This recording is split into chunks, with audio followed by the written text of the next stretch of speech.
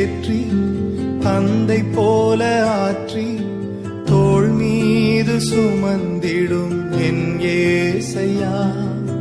தாய் போல தேற்றி தந்தை போல ஆற்றி தோள் மீது சுமந்திடும் என் ஏசையா. உம்மை போல புரிந்து கொள்ள யாரும் இல்லையே, உம்மை போல அரவணைக்க யாரும் இல்லையே, உம்மை போல புரிந்து கொள்ள யாரும் இல்லையே, உம்மை போல அரவணைக்க யாரும் இல்லையே. நீர் போதும் என் வாழ்விலே ஏசையா, நீர் போதும் என் வாழ்விலே,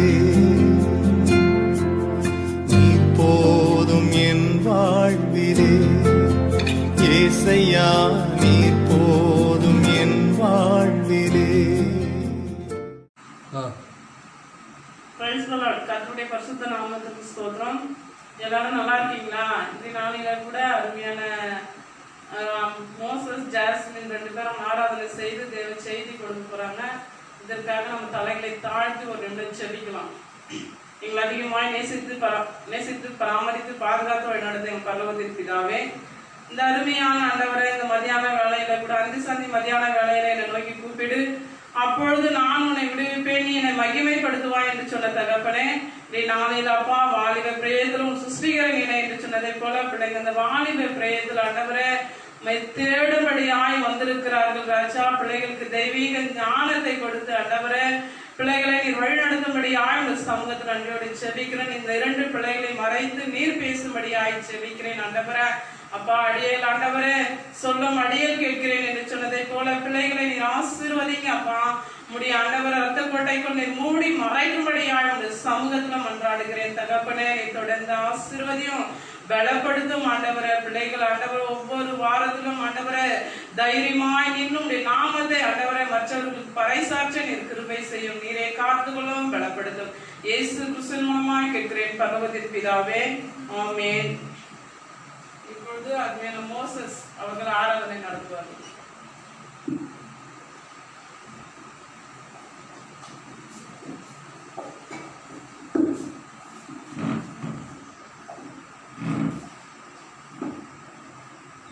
கர்த்தருக்கு ஸ்தோத்திரம். ஒரு ஆராதனை நடத்தி நம்ம இது கர்த்தருடைய சேவைக்கு கலந்து போகலாம். ஹல்லேலூயா, ஹல்லேலூயா, ஹல்லேலூயா.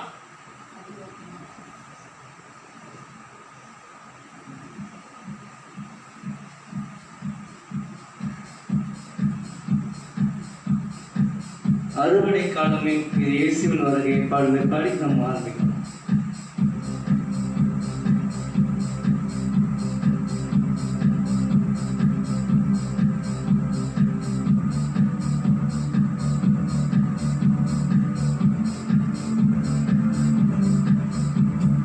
அறுவடை காலமே இது இயேசுவின் வருகையே, அறுவடை காலமே இது இயேசுவின் வருகையே. நம் பாவங்கள் போக்குவான், நம் சாபங்கள் நீக்குவான், நம் பாவங்கள் போக்குவான், நம் சாபங்கள் நீக்குவான். பாவம் வழியிலிருந்து நீ இயேசுவில் திரும்பிடு,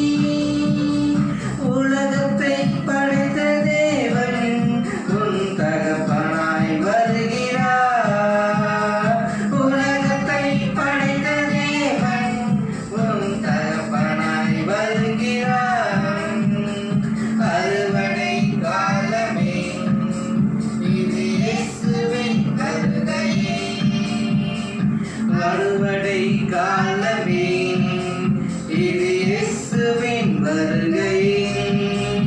உன் பாவங்கள் போக்குவான், உன் சாபங்கள் நீக்குவான். உன் பாவங்கள் போக்குவான், உன் சாபங்கள் நீக்குவான். அடைக்கலமே உமதடிமை நானே, ஆர்ப்பரிப்பேனே அகமகிழ்ந்தேன். கர்த்தர் நீ செய்த நன்மைகளை நித்தம் நித்தம் நான் நினைப்பேனே. ஓ அடைக்கலமே உமதடிமை நானே, ஆர்ப்பரிப்பேனே அகமகிழ்வேன். கர்த்தர் நீ செய்த நன்மைகளை நித்தம் நித்தம் நான் நினைப்பேனே. அளவற்ற அன்பினால் அழைப்பவரே, என்னென்று நன்மையால் நிறைப்பவரே. அளவற்ற நன்மையால் அழைப்பவரே, எண்ணற்ற நன்மையால் நிரப்பவரே. மாசில்லாத நேசரே, மகிமை பிரதாபம் பசுத்தாளம் பாதம் பற்றிடுவேனே. மாசில்லாத நேசரே, மகிமை பிரதாபம் பசுத்தாளம் பாதம் பற்றிடுவேனே. அடைக்கலமே உமதடிமை நானே, ஆர்ப்பரிப்பேனே அகமகிழ்ந்தேன். கர்த்தர் நீ செய்த நன்மைகளை நித்தம் நித்தம் நான் நினைப்பேனே. ஓ அடைக்கலமே உமதடிமை நானே, ஆர்ப்பரிப்பேனே அகமகிழ்ந்தேன். கர்த்தர் நீ செய்த நன்மைகளை நித்தம் நித்தம் நான் நினைப்பேனே.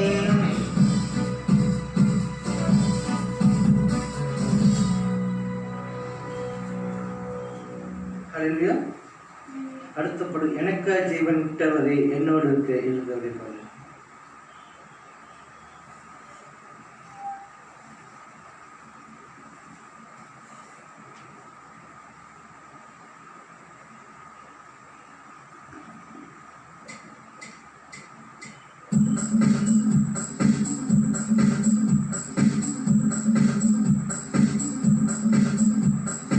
எனக்காய் ஜீவன் விட்டவரே என்னோடு இருக்க இருந்தவரே.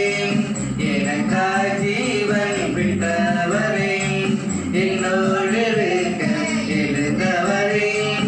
என்னை என்றும் வழி நடத்துவாரே, என்னை சந்திக்க வந்திடுவாரே. என்னை என்றும் வழி நடத்துவாரே, என்னை சந்திக்க வந்திடுவாரே. இயேசு போதுமே போதுமே, இயேசு போதுமே போதுமே. இந்த நாளிலுமே என் நிலையிலுமே இந்த வாழ்வினிலே இயேசு போதுமே. பிசாசின் சோதனை பெருகிட்டாலும் சொந்து போகாமல் முன் செல்லவே. பிசாசின் சோதனை பெருகிட்டாலும் சொந்து போகாமல் முன் செல்லவே. உலகமும் அவை சமம் மயங்கிட்டாலும் மயங்கிடாமல் முன்னேறவே. உலகமும் அவை சமம் மயங்கிட்டாலும்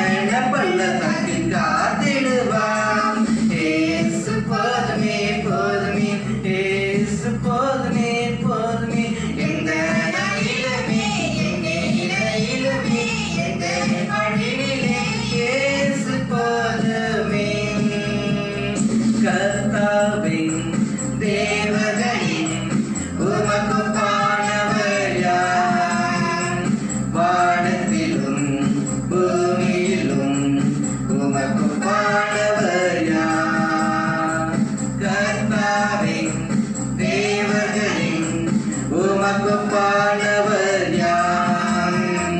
வானத்திலும் பூமியிலும் உமகொப்பானவர் யார்? செங்கடலை நீர் பிளந்து உந்தன் ஜனங்களை நடத்தி சென்றேன். செங்கடலை நீர் பிளந்து உந்தன் ஜனங்களை நடத்தி சென்றேன்.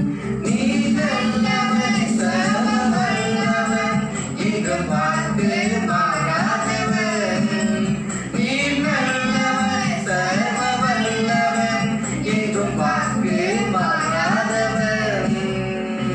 கர்த்தாவே தேவதையின் உமகொப்பானவர் யார்?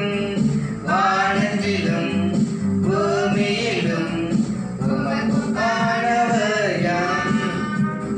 தூதர்களும் உணவான் உந்தன் ஜனங்களை போஷிக்கிறே. தூதர்களும் உணவான் உந்தன் ஜனங்களை போஷிக்கிறேன். நீ போல யாருண்டு இந்த ஜனங்களை நேசித்திட? உம்மை போல யாருண்டு இந்த ஜனங்களை நேசித்திட? கர்த்தாவின் தேவர்களின் உமகொப்பானவர் யார்? வானத்திலும் பூமியிலும் உமகொப்பானவர் யார்? அசைவாடும் ஆவியே, தூய்மையின் ஆவியே, அசைவாடும் ஆவியே, தூய்மையின் ஆவியே, இடமசைய உள்ளம் நிரம்ப இறங்கி வாருமே. இந்த இடமசைய உள்ளம் நிரம்ப இறங்கி வாருமே. பெருநடைய நிரப்பிடுமே பெலத்தின் ஆவியே. பெருநடைய நிரப்பிடுமே பெலத்தின் ஆவியே. கனமடைய ஊற்றிடுமே ஞானத்தின் ஆவியே. கனமடைய ஊற்றிடுமே ஞானத்தின் ஆவியே. கர்த்தாவின் தேவதையின் உமகொப்பானவர் யார்? வானத்திலும் பூமியிலும் உமகொப்பானவர் யார்? கர்த்தாவின் தேவர்களின் உமகொப்பானவர் யார்? வானத்திலும் பூமியிலும் உமகொப்பானவர் யார்?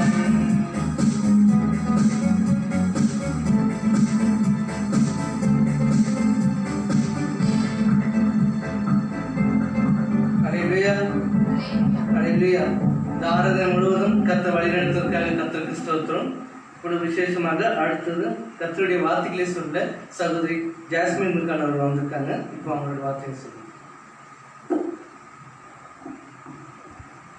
கர்த்தருடைய பரிசுத்த நாமத்துக்கு ஸ்தோத்திரம். எல்லாரும் இயேசுவின் கிருபையில ஆசீர்வாதமாக இருக்கிறீங்கன்னு சொல்லிட்டு நான் நம்புறேன். இப்ப கூட நம்ம இந்த உலகத்துல ஒரு போராட்டமான சூழ்நிலையில நம்ம இருக்கிறோம். இதுக்கு முக்கியமான காரணம் என்னன்னு பாத்தீங்கன்னா பாவம்னு சொல்லலாம். பாவத்தின் மூலமா தான் நிறைய பேர் இப்போ ரோமர் 6:23 சொன்ன மாதிரி பாவத்தின் சம்பளம் மரணம். அது போல இந்த பாவத்தினாலேயே தேவன் அவருக்கு ஒரு தாமதியாம அவர் எப்படி சொல்றது, அவர் அந்த பாவத்தை அவரால் பொறுத்து கொள்ள முடியாம, கோபத்தை பொறுத்து கொள்ள முடியாம தேவன் இப்படிப்பட்ட ஒரு தண்டனையை நம்மளுக்கு கொடுத்திருக்காரு. ஆனா இந்த நிலைமையிலும் கூட தேவன் நம்மள ஆசீர்வதிச்சு வருகிறாரு. இந்த வேலையிலும் கூட இந்த பேஸ்புக் மூலமாக எங்க 2 பேரையும் தேவ வார்த்தையினாலையும் ஆராதனையின் மூலமாகவும் உங்களை சந்திக்க கொடுத்த கிருபைக்காகவும் கோடி ஸ்தோத்திரம். இப்ப நம்ம பார்க்க போற தலைப்பு பாவம். பாவம் அப்படின்னு என்ன சொன்னோம்? நம்மளை பொறுத்த வரைக்கும் பாவம்ங்கிறது பொய், பித்தலாட்டம், இதுல நம்மளை பொறுத்த வரைக்கும் பாவம். ஆனா தேவன் வந்து பாவத்தை பற்றி என்ன சொல்றாரு பாத்தீங்கன்னா,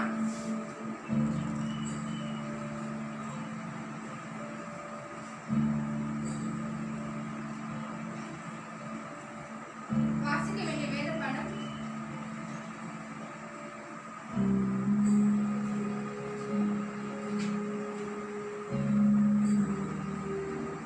யாக்கோபு 4ஆம் அதிகாரம்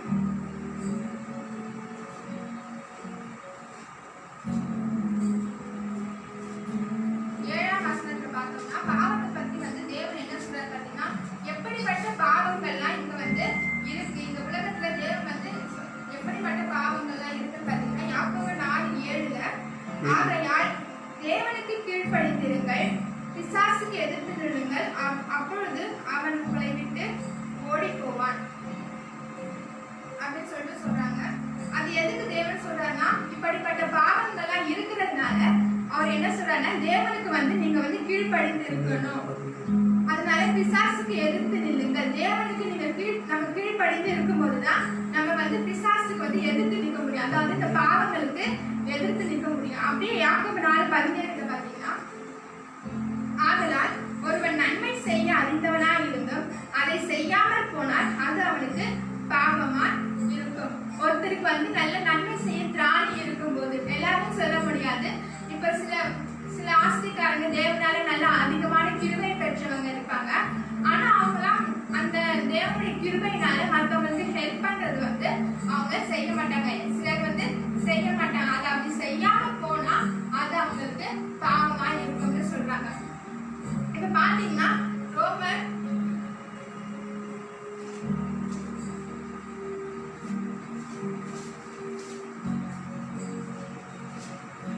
2ஆம் அதிகாரம் 7ஆம் வசனத்துல பார்த்தோம்னா, சோர்ந்து போகாமல் நற்கிரியைகளை செய்து மகிமையையும் கனத்தையும் அழியாமையையும் தேடுகிறவர்களுக்கு நித்திய ஜீவனை அளிப்பார். நம்ம வந்து ஒரு சோர்ந்து போகாம தேவனுடைய கட்டளைகளுக்கு கீழ்ப்படிந்து எல்லாருக்கும் நம்ம நற்கிரியைகளை செய்து வந்த தேவன் என்ன பண்ணுவாரா, நம்மளுக்கு வந்து நித்திய ஜீவனை அளிக்கிறவரா இருக்கிறாரு. அடுத்ததா கலாத்தியர் 6:9.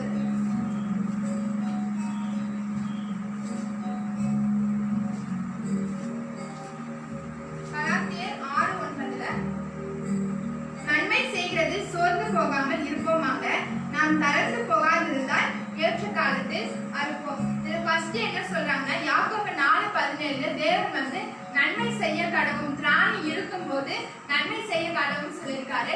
அது போல நம்ம நன்மை செஞ்சோம்னா தேவன் வந்து என்ன பண்ணுவாரு, ரோமர் 2:7 சொன்னபடி நித்திய ஜீவனை அளிப்பாரு. அதே போல கலாத்தியர் 6:9 சொல்ற மாதிரி நன்மை செய்கிறது சோர்ந்து போகாமல் இருப்போமாக, நாம் தளர்ந்து போகாமல் இருந்தால் ஏற்ற காலத்தில் அறுப்போம். ஏற்ற காலத்துல நம்ம நன்மை செய்ததுக்கு ஏற்ற பலனை வந்து தேவன் கொடுப்பாரு. அதே போல ஏசாயா 58ஆம் அதிகாரம்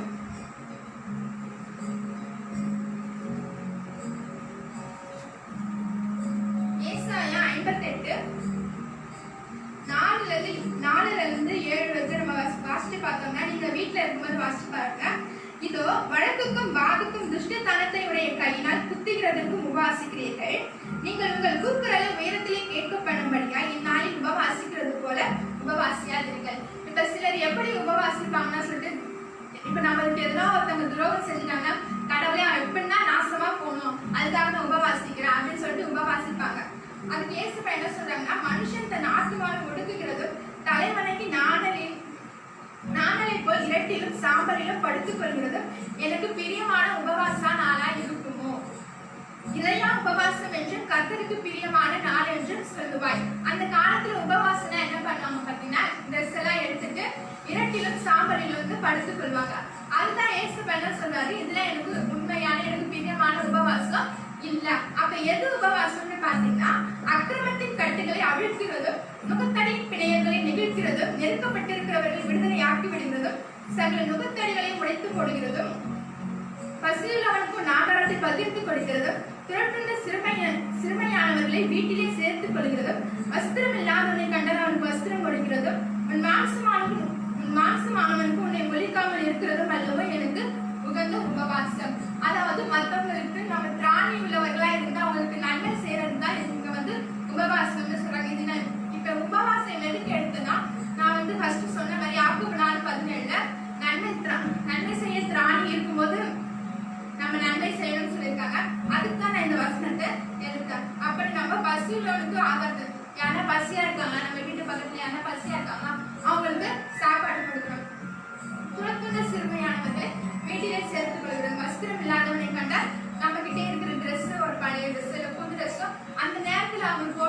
வந்து ஒரு ட்ரெஸ் இதெல்லாம் கொடுத்தாதான் இது போல கொடுக்கும்போது அப்பொழுது விடியற்கால வெறுப்பை போல உன் வெளிச்சம் எழுப்பி உன் சுகவாழ்வு சீக்கிரத்தில் துளிர்த்து. விடியற்கால வெளுப்பை போல உன் வெளிச்சம் நம்மளுக்கு வந்து ஒரு ஆசீர்வாதம் எழுப்பும், நம்மளுடைய சுகவாழ்வு சீக்கிரத்துல துளிர்க்கும்.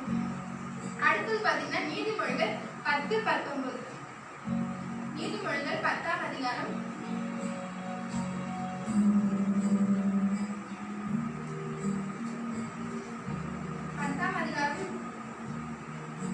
19 பாத்தீங்கன்னா சொற்களின் மிகுதியில் பாவம் இல்லாமல் போகாது, தன் உதடுகளை அடக்குகிறவனும் புத்திமான். நம்ம வந்து ஃபர்ஸ்ட் வந்து நன்மை செய்யணும்னு சொல்லிட்டு நன்மை செய்யாது இருந்தா அது பாவம் சொல்லிட்டு நம்ம பார்த்தோம். அடுத்து வந்து என்ன பாவம்னா நீதிமொழிகள் 10:19 சொற்களின் மிகுதியால் பாவம் இல்லாமல் போகாது. நம்ம வாயில இருந்து பேசுற வார்த்தை மூலமாவும் பாவம் இருக்கும். நம்ம வந்து இந்த பாடியில நம்மளுக்கு வந்து வாய் இந்த நாவுங்கிற விஷயத்துல மட்டும்தான் இந்த நாவு நம்ம பேசுற வார்த்தைகள் மூலமா நம்ம சரீரமே அழிக்கப்படுதுன்னு நம்ம வந்து பைபிள்ல வாசிச்சிருக்கோம். அதுலயே நம்ம 21 பார்த்தோம்னா நீதிமானுடைய உதடுகள் அநேகரை போஷிக்கும், மூடரும் மதியினத்தினால் மாறுவார்கள். இதுலயே வந்து கர்த்தர் பாத்தீங்கன்னா டிஃபரன்ஸ் உண்டாக்கியிருக்காரு. நீதிமான உதடு மூலமா பேசுனா அவங்க வந்து உண்மையான வார்த்தை இருக்கும், மற்றவங்களுக்கு பலனளிக்கிறமான வார்த்தைகள் இருக்கும், அது மூலமா நிறைய பேர் போஷிக்கப்படுவாங்க. ஆனா மூடர் பேசுற வார்த்தையினால நிறைய பேரு மாண்டுதான் போவாங்க. அதே போல 32 பாத்தீங்கன்னா அதே 10ஆம் அதிகாரம் 32ஆம் வசனத்துல நீதிமான்களுடைய உதடுகள் பிரியமானவர்களே பேச அறியும், துன்மார்க்கனுடைய வாயோ மாறுபாடுள்ளது. நீதிமான்களுடைய வாய் வந்து ஒரு அவங்களுக்கு வந்து எப்பயுமே ஒரு மற்றவங்களுக்கு நன்மை உண்டாகுதான் அவங்க பேசுவாங்க. ஆனா துன்மார்க்கனுடைய வாய் எப்படிப்பட்டதுன்னா ஒரு மாறுபாடான வாயா இருக்கிறது. யாக்கோபு 3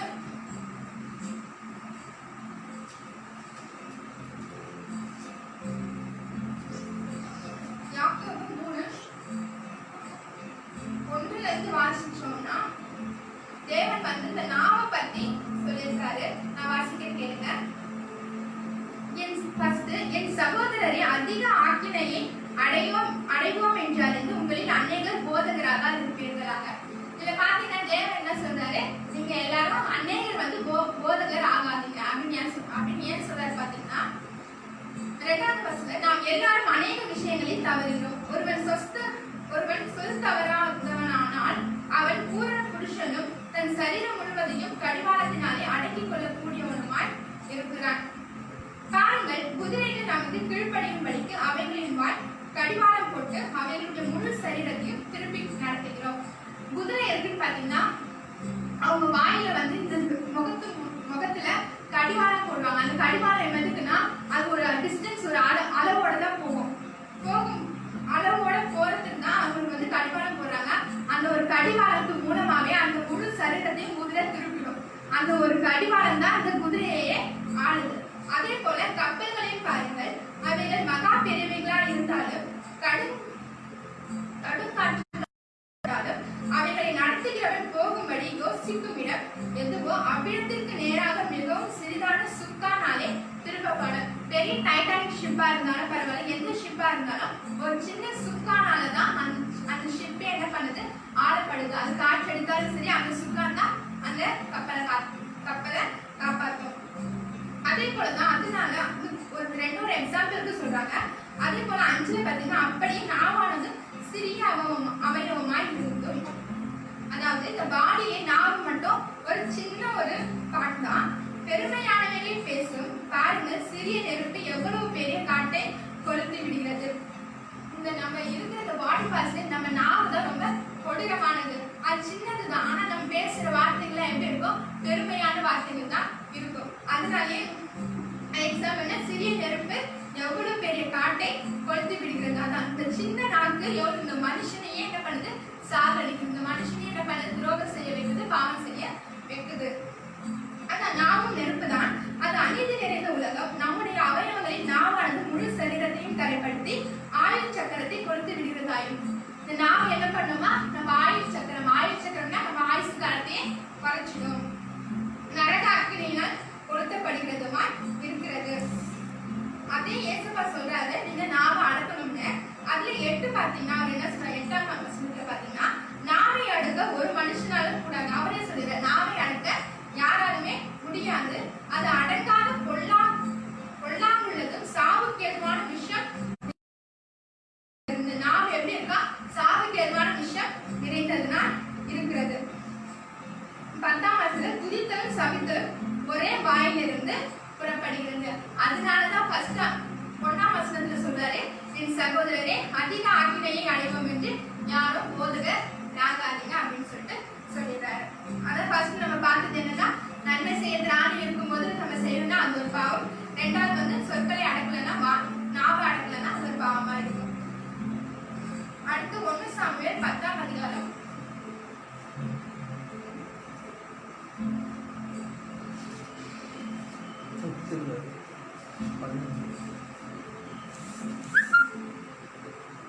1 சாமுவேல் 12ஆம் அதிகாரம் வசனம் 23. நானும் உங்களுக்காக விண்ணப்பம் செய்யாதிருப்பேனாக, கர்த்தருக்கு விரோதமாய் பாவம் செய்கிறவனாய் இருப்பேன். அது எனக்கு தூரமாய் இருப்பதாக நன்மையும் செவ்வையுமான வழியை நான் உங்களுக்கு போதிப்பேன். அடுத்தது என்ன பாவம் சொல்லுன்னா, நம்மளுக்காகவே ஜெபம் பண்ணிக்கிட்டே இருக்கேன். என் வீட்டுல நல்லா இருக்கேன், என் ஹஸ்பண்ட் நல்லா இருக்கேன், என் வைஃப் நல்லா இருக்கேன், என் பசங்க நல்லா இருக்கேன், என் பசங்க படிச்சு நல்லா பெரியார் ஆகணும், இதுவே ஜெபம் பண்ணாம மத்தவங்களுக்காக ஜெபம் பண்ண, நம்மளுக்காக ஜெபம் பண்ணது பாவம் இல்லை. ஆனா நம்மளுக்காக ஜெபம் பண்ணணும். அதே நேரத்துல மத்தவங்களுக்காக, மத்தவங்க நம்மள மாரி தேவனுடைய பிள்ளைகளுக்காக நம்ம ஜெபம் பண்ணணும். அப்படி பண்ணாம போனா அது ஒரு பாவமா கருதப்படுது. நம்மளும் நாங்க நம்ம ஒரு ஃபேமிலியா இருக்கோம். ஆனா தேவனுடைய பிள்ளைகள் நம்ம எல்லாருமே மற்றவங்க என்ன சகோதரர். நம்மளுக்கு தேவனுடைய பிள்ளை ஒரே ரத்தத்தால நம்ம கழுவப்பட்டு சகோதரர். அதனால நம்ம எல்லாருக்காகவும் ஜெபம் பண்றோம். ஜெபம் பண்ணாம போனா அது ஒரு பாவமா கருதப்படுது. நெக்ஸ்ட் நீதிமொழிகள் 21ஆம் அதிகாரம். நீதிமொழிகள் 21 வசனம் 4. மேட்டிமையான பார்வையும் அகந்தையான மனமும் உள்ள துன்மார்க்கர் கூடும் வெளிச்சம் பாவமே.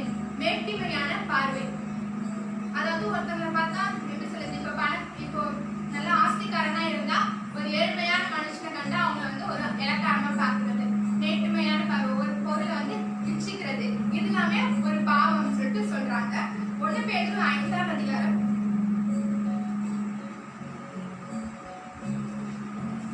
1 பேதுரு 5 வசனம் 5.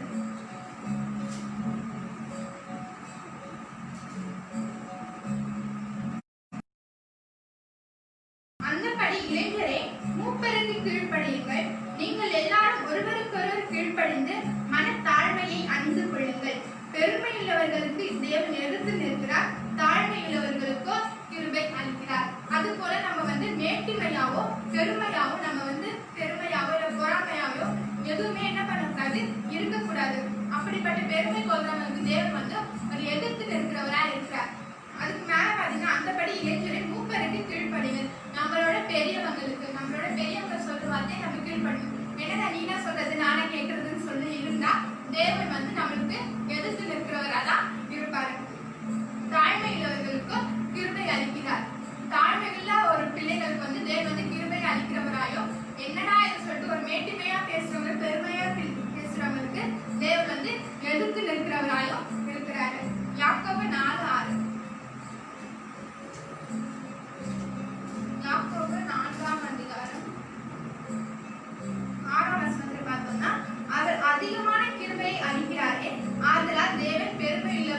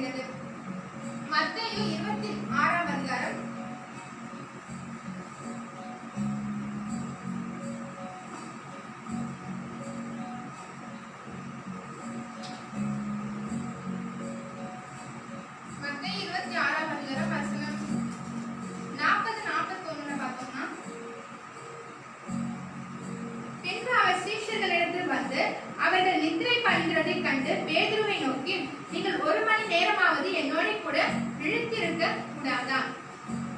இங்க இயேசு என்ன சொல்றாரு, சீஷர்கள் இடத்துல மலையில போய் ஜெபம் பண்ணும்போது சீஷர்கள் இடத்துல என்ன சொல்றாரு, நீங்க ஒரு 1 மணி நேரம் ஜெபம் பண்ணணும்னு சொல்றாரு.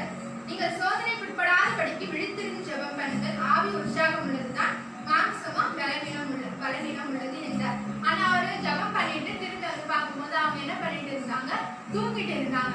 அதனால இயேசு பண்ண சொல்றாரு, நீங்க விழித்திருந்து கொஞ்ச நேரம் ஆச்சு, ஒரு 1 மணி நேரம் ஜெபம் பண்ணக்கூடாதா அப்படின்னு கேட்கிறாரு. ஆனா போன தடவை கூட நான் சொன்னேன் 1 மணி நேரம் ஜெபம் பண்ணணும்னு சொல்லிட்டு. அது போல நம்ம பண்ணும்போது ஆனா நம்மளுக்கு ஒரு இந்த சரீரம் சோர்வாதான் காணப்படும். ஆனா நம்ம தேவன்கிட்ட கேட்கும்போது நம்மளோட ஆவி உற்சாகம் உள்ளதா இருக்கும். நம்ம அது பழக நம்ம நேரம் போறதே சில பேருக்கு தெரியாது. 1 மணி நேரம் ஜெபம் பண்ணும்போது நேரம் போறதே சரியா தெரியாது. எதுக்கு 1 மணி நேரம் ஜெபம் பண்ண சொல்றாங்க, சோதனைக்கு உட்படாத படிக்க. அது நம்மளுக்காக தான் சொல்றாரு. நீங்க சோதனைக்கு உட்படாத படிக்க நீங்க நம்ம என்ன பண்ணணும், 1 மணி நேரம் ஜெபம் பண்ணணும்னு சொல்றாரு. இந்த கட்டளை மீறினா ஒரு பாவம். நம்ம 5 பாவம் பார்த்துக்கோ. யாக்கோபு 4:7 நன்மை செய்ய திராணி இருக்கும்போது செய்யாமல் போனா அது ஒரு பாவம். நீதிமொழிகள் 10:19 சொற்களை மிகுதியால் பாவம் உண்டாகும். 1 சாமுவேல் 12:23 என்ன சொல்லிருக்காங்க, நமக்காக மட்டும் ஜெபிச்சுட்டு மற்றவங்களுக்காக ஜெபிக்காம போனா அது ஒரு பாவமா கருதப்படுது. நெக்ஸ்ட் நீதிமொழிகள் 21:4 மேட்டிமை உள்ளவர்களுக்கு தேவன் எதிர்த்து நிற்கிற, தாழ்மை உள்ளவர்களுக்கு கிருபை அளிக்கிறார். மேட்டிமையா இருக்கிறது பாவம். கடைசியா நம்ம நியாயப்பிரமாணத்தை மீறுகிறது ஒரு பாவமா நம்ம பார்த்தோம். நெக்ஸ்ட் இப்படிப்பட்ட பாவத்தை செய்கிறவர்களுக்கு விளைவுகள் அப்படின்னு என்னன்னு பார்க்க போறோம். தேவன் என்ன சொல்றான்னு பார்க்கலாம். ரோமர் 3ஆம் அதிகாரம்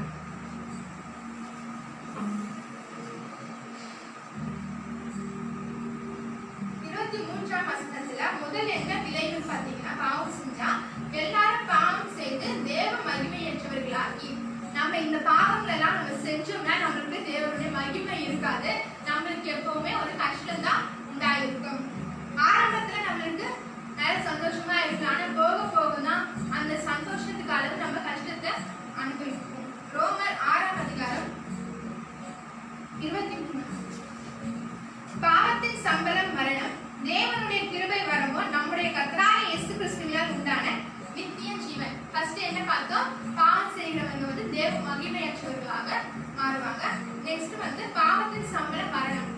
இது மரணம் தான் நம்மளுக்கு நேரிடும். நெக்ஸ்ட் பாவம் செஞ்சா என்ன விளைவு, நம்மளுக்கு இறந்துருவோம். இதுவே ஒரு பெரிய தண்டனையாக கருதப்படுது. தேவனுடைய கிருபை வரமோ நம்முடைய கர்த்தராகிய இயேசு கிறிஸ்துவினால் உண்டான நித்திய ஜீவனாக. நம்ம பாவம் செய்யாம இருந்தா அவருடைய கிருபை மூலமா நம்ம நித்திய ஜீவனா பிதாவின் வலது பரிசுத்துல வீற்றிருக்கிற இயேசுவோட நம்ம வாழலாம். நெக்ஸ்ட் எசேக்கியேல் 18ஆம் அதிகாரம்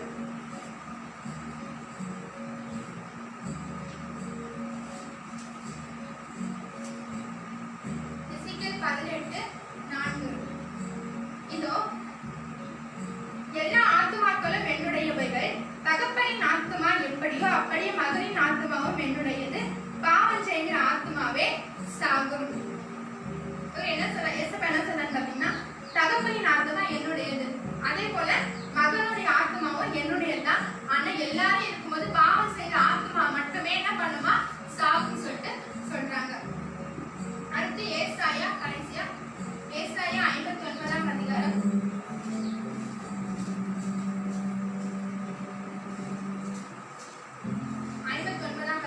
1-2 வாசிச்சு பார்த்தோம்னா, இதோ ரட்சிக்க கூடாத படிக்க கர்த்தருடைய கை குறுகி போகவும் இல்லை, கேட்க கூடாத படிக்க அவருடைய செவி மந்தமாகவும் இல்லை. உங்கள் அக்கிரமங்களே உங்களுக்கும் உங்கள் தேவனுக்கும் நடுவாக பிரிவினை உண்டாக்குகிறது. உங்கள் பாவங்களே அவர் உங்களுக்கு செவி கொடாத படிக்க அவருடைய முகத்தை உங்களுக்கு மறைக்கிறது. இப்ப சிலர் ப்ரே பண்ணும்போது சிலர் சொல்லுவாங்க, தேவனை நம்ம அதிக தடவை கேட்டிருப்பாங்க, ஆனா கிடைச்சிருக்காது. அப்ப என்ன சொல்லுவாங்க, இயேசுப்பா உங்களுக்கு காது இல்லையா, காது கேட்கலையா, நான் இவ்வளவு கஷ்டப்படுறேன், கண்ணு இல்லையா, கண்ணு பார்க்கலையா அப்படின்னு சொல்லிட்டு கேட்பாங்க. அதுக்கு இயேசுப்பா என்ன சொல்றாரு பாத்தீங்கன்னா, எனக்கு கண்ணும் நல்லா தெரியுது, காது நல்லா கேட்குது, என் கையும் நல்லா தான் இருக்கு. ஆனா உங்கள் அக்கிரமங்களே உங்களுக்கும் உங்கள் தேவனுக்கும் நடுவாக பிரிவினை உண்டாக்குகிறது. நம்ம செய்யற பாவம் தான் என்ன பண்ணுது, உனக்கும் எனக்கும் என்ன பண்ணுது டிஸ்டன்ஸ் உருவாக்குது. நீ நான் கொடுக்குற கிருபை எல்லாத்தையும் நீ பெருமையா நீ பார்த்தனா உனக்கு எப்படி நான் ஆசீர்வாதம் தர தோணும் அப்படின்னு சொல்லிட்டு சொல்றாங்க. உங்கள் பாவங்களை அவர் உங்களுக்கு செவி கொடாத படிக்க அவருடைய முகத்தை உங்களுக்கு மறைக்கிறது. நம்மளுடைய பாவம் தான் என்ன பண்ணுது, அவர் நம்மளுக்கு நம்ம கேட்கிற ஜபத்துக்கு செவி கொடாத படிக்க அவருடைய பாவம் தான் அவரே நம்மளே மறைக்குது. அதனால நம்ம என்ன சொல்ற, நம்ம ஜெபிக்கும் போது எப்பவுமே இந்த பாவியாக என் மேல கிருபையா இரும் அப்படின்னு சொல்லிட்டு நம்ம முழு மனசோட ஜெபிச்சோம்னா அப்பதான் நம்ம தேவன் நம்மளுக்கு கிருபையா இறங்கி நம்மளுக்கு ஆசீர்வாதங்களை மட்டுமே கட்டளையிடுவாரு. இந்த நல்ல வார்த்தையை தேவன் எனக்கு துணையாக இருந்து என்னை மறைத்து பேசினார் என்று நான் விசுவாசிக்கிறேன். கர்த்தருடைய பரிசுத்த நாமத்தில் ஸ்தோத்திரம்.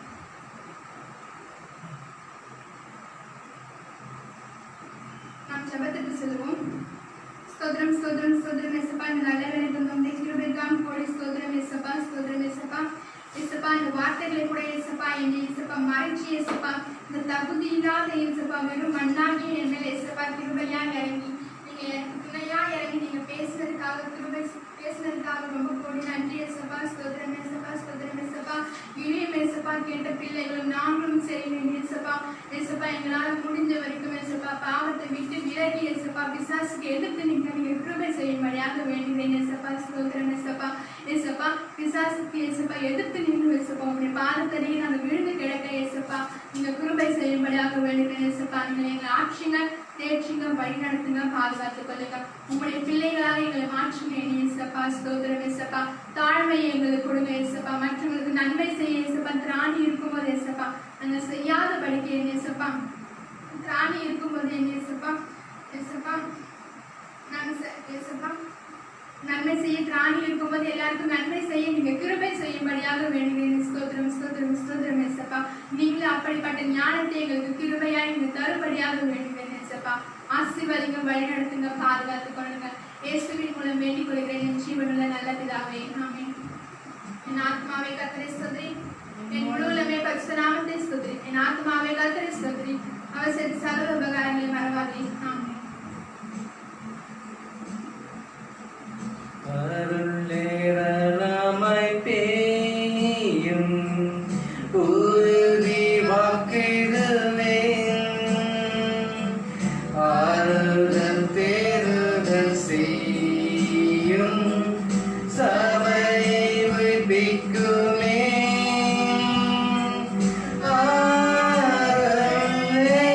ஆறுதலேராளம் அருளவசியமே, அற்பமாய் சொற்பமாய் அல்ல தீயனாய் பெயட்டுமே. அருளேரமாய் பெய்யும் மேகம் மந்தாரமுண்டாம், காணான நீளத்திலேயும் செழிக்கும் பூரிப்புமாம்.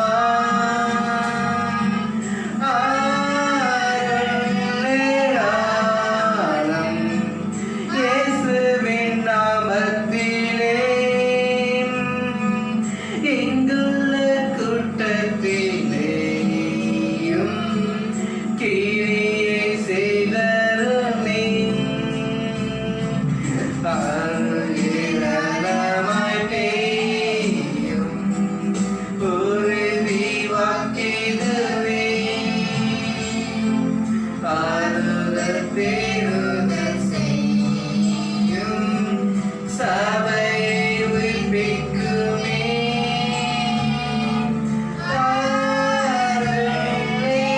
அருளேராளம் அருளவசியமே, அற்பமாய் சொற்பமாய் அல்ல தீயனாய் பெயட்டுமே. அற்பமாய் சொற்பமாய் அல்ல தீயனாய் பெயட்டுமே.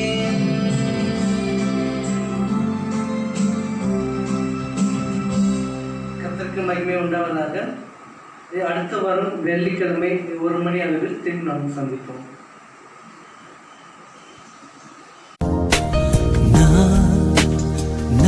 உனக்காகவே வந்திருக்கிறேன்.